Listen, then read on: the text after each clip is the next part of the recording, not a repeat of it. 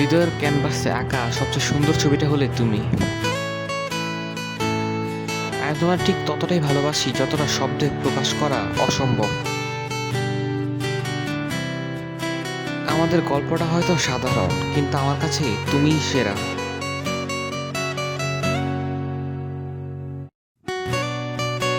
ভালোবাসা মানেই হলো একজোড়া চোখের মিষ্টি হাসির গল্প। তোমার সাথে কাটানো প্রতিটা মুহূর্তই আমার কাছে উৎসবের মতো লাগে। আমার দিনটা শুরু তোমাকে দিয়ে, শেষটাও তোমাকে দিয়ে। হৃদয়ের সবটুকু ভালোবাসা শুধু তোমার নামেই বরাদ্দ।